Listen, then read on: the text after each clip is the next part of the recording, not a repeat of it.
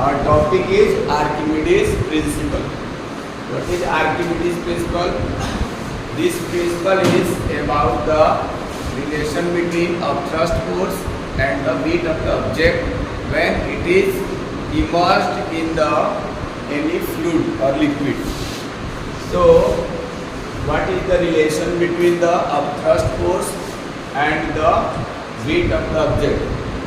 So this law states that when a body is immersed fully or partially in the fluid, then what happens? It experiences an upward force. It experiences an upward force, and this force is equal to the weight of the fluid displaced by the body. As you know, when any object is immersed in the liquid or fluid, then what happens? It displaces the liquid or fluid, and whatever the weight of that displaced water or fluid is equal to the upthrust force.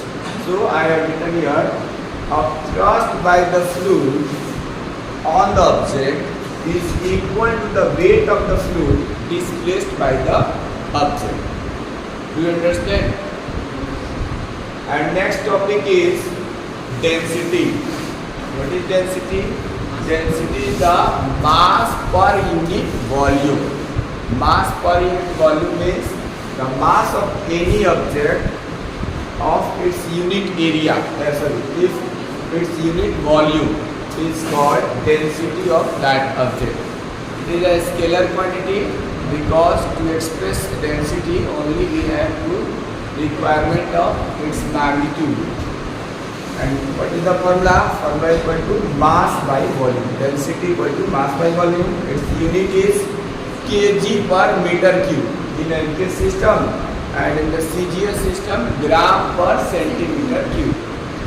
Some examples are given here. Like the density of the mercury is 13,600 kg per meter cube, and density of water is 1000 kg per meter cube. The volume of 50 gram of a substance is 20 centimeter cube. If the density of water is 1 gram per centimeter cube, will the substance float or sink? Question समझ पाए? Question ये है कि substance का mass given है 50 ग्राम और उसका density उसका वॉल्यूम कितना दे रखा है 20 सेंटीमीटर क्यूब. तो अब कह रहा है कि इसको वाटर में इमर्स किया जाता है. अगर वाटर की डेंसिटी 1 ग्राम पर सेंटीमीटर क्यूब है तो क्या ये फ्लोट करेगी या सिंक कर जाएगी? तो फ्लोट या सिंक करने के लिए कंडीशन अभी बताया मैंने.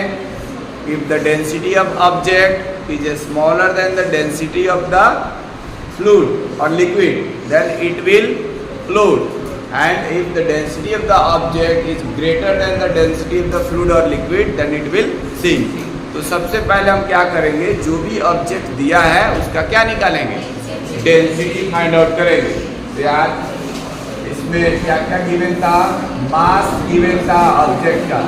मास m equal to 50 gram. Volume को किसी से डिनोट करते हैं? V से.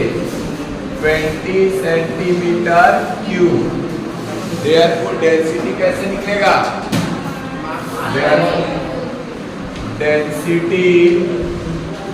डेंसिटी ऑफ द ऑब्जेक्ट पूरा मैं लिख दिया.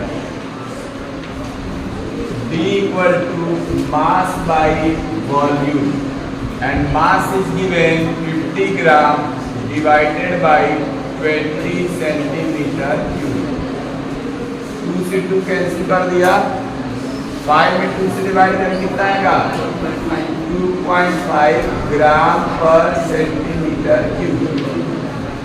अब ये ऑब्जेक्ट की जो डेंसिटी है 2.5 ग्राम पर सेंटीमीटर क्यूब आ गया, और वाटर का डेंसिटी कितना है?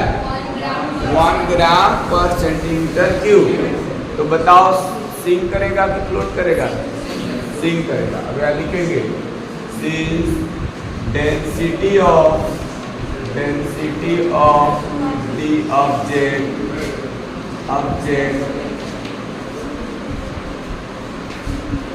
is greater than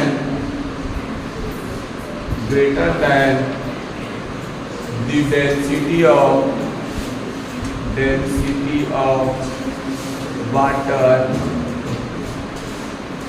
का यानी 1 gram per centimeter cube. Therefore object will sink.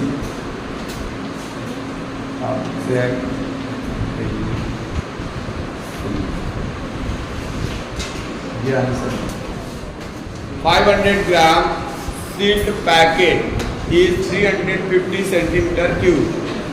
Will the packet float or sink in water if the density of water is 1 gram per centimeter cube? What will be the mass of water displaced by this packet? इस question में दो चीजें पूछा है. एक तो पूछा है कि जो पैकेट है वो वाटर में फ्लोट करेगा या सिंक करेगा, जिसके लिए हम पहले बता चुके हैं कि क्या करना होता है, डेंसिटी निकालना होता है. और दूसरी बात पूछा है कि उस पैकेट का मास क्या होगा. ठीक है, तो पैकेट का मास कितना होगा, क्या होगा. सबसे पहले मास गिवन था 500 ग्राम, वॉल्यूम 350 सेंटीमीटर क्यूब, डेंसिटी निकाल लिया. क्योंकि हमको पता है कि कोई बॉडी फ्लोट करेगी या सिंक करेगी, ये डिपेंड करता है किस चीज़ पे, उस ऑब्जेक्ट की डेंसिटी और जिस फ्लूइड में उसको इमर्ज किया जा रहा है. दोनों में जिसकी डेंसिटी यानी ऑब्जेक्ट की डेंसिटी अगर ज़्यादा होगी तो वो सिंक कर जाएगा, लेस देन होगी फ्लोट करेगा.